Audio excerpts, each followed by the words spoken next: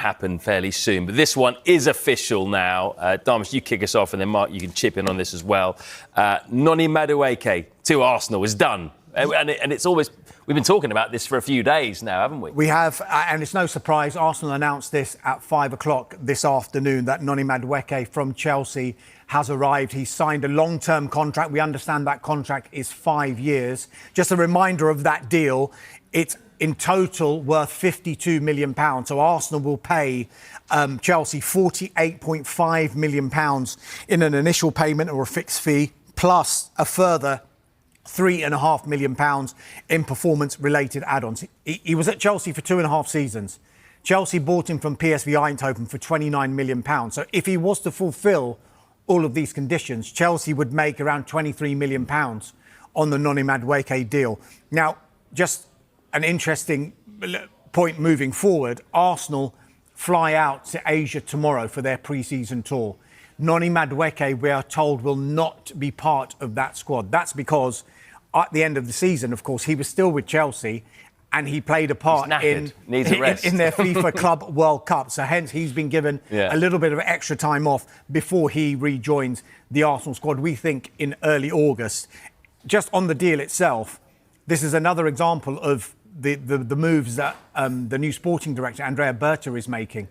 They've already made now 4 signings that have been announced. There are more to come as well. So he was key in those negotiations, as you'd expect.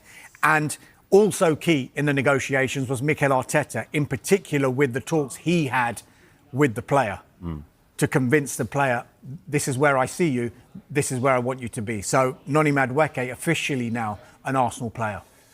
Mark, where does Madueke fit in to this Arsenal squad, this Arsenal team? Does he make the strongest starting 11? Well, it depends how you look at it, and ultimately Mikel Arteta can answer that question. I think one of the key things that we do know, and one of the reasons why Arsenal targeted Noni Madueke, is his versatility. He can play in multiple positions across the front line, which is something that's hugely important.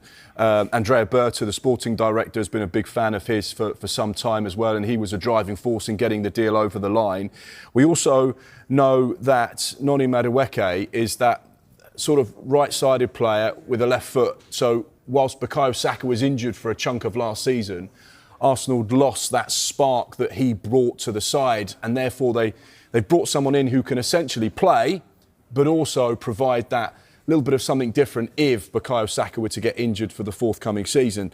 He's 23 years old. He's already got 170 plus appearances under his belt for a club. So that's a massive thing as well. He's got that experience.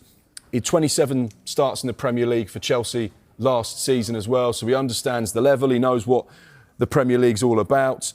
Obviously, he's worked his way into that England setup. And for him personally, he's going back home. He started his career at Tottenham Hotspur when he was a youngster. So therefore, you've got someone who's from around North London. So anytime you get the opportunity to go back home and be where you grew up, is never a bad thing, and that's why this probably just fits for both Arsenal and Noni Madueke. When you look at the stats as well from him last season, he was effective. We've got a comparison here. Obviously, Tottenham have been in the market to sign a new winger. They went for Mohamed Kudus of West Ham, and obviously Madueke now at Arsenal. And obviously both very similar with the price tag, 52 and 55 million. And then when you look at the output from Noni Madueke, obviously both with 32 appearances, a couple more goals for Noni over Mohamed Kudus. The assists very similar, big chances created, and Jules one very different. So very different profile of player in one respect, but you can see the numbers stack up there. Be interesting to see if we're sat here in 12 months' time saying which one of those two players has been the most effective for their respective clubs. But it certainly looks like a really smart and sensible piece of business from Mikel Arteta. What is interesting is the price as well, because more and more you see clubs, when they value a player and how much they want for a player when they sell them, they look at the market and how other players have been valued. So, for example, Mark mentioned it there, the comparison between Kudus and Madueke, around the same price tag, 55 million for Kudus, 52 for Madueke. Anthony Elanga was almost an identical price as Noni Madueke. So Chelsea will go into the market. If Arsenal say we want to pay this much, Chelsea could turn around and say, well, actually, he started this many games in the Premier League last season. Anthony Elanga has gone for this much money. Kudus is valued at this price. So this is how we're going to base our pricing on Noni Madueke. And Arsenal had to say, well, that's actually fair, because we would probably have done the same thing.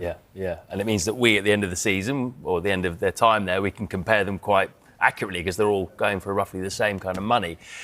We mentioned Spurs there, and their new manager, Thomas Frank, faced the media this afternoon for the first time, and he's got... It's the easy part now, huh? It's the honeymoon. Everyone is happy. The sun is shining. We haven't played a game yet, but it's super exciting. It's a massive club, a huge club in England and in the world. I'm super excited myself about it. Everyone have been kind and friendly, open-minded. So, yeah, it feels good, and the best thing is it feels natural. Why not? That's what I've done. I don't know for how many years. It's football. It's good players. It's preparing them with a good staff and make sure we are ready to hit the ground running.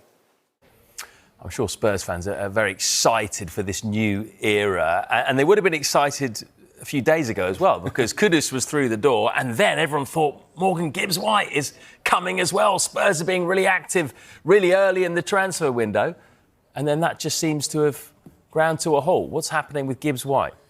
Yeah, well, you have to feel for Spurs fans, because Morgan Gibbs-White is an outstanding talent and a real player as well that could be something special in North London. And it looked like, and we were talking on transfer shows about, right, this is done, the activation is sorted, the release clause is this amount, Tottenham are willing to pay it. And as you can imagine, it was one of the first questions that Thomas Frank was asked in his first ever Tottenham Hotspur press conference today. So I tell you what, let's just find out exactly what Thomas Frank had to say when he was asked about Morgan Gibbs-White coming to North London.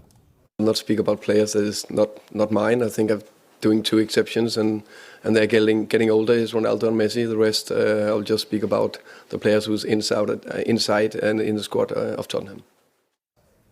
Yeah, so there we go. Doesn't want to talk about players that aren't at the football club. No surprise there, but we'll continue to try throughout the course of the summer to find out what's going on. So what do we know? There's still no movement in this situation. Obviously, it's got a little bit unsavoury, should we say, between the two clubs. Obviously, Evangelos Marinakis, the owner of Nottingham Forest, very unhappy. There has been reports about legal action between Forest and the various parties involved.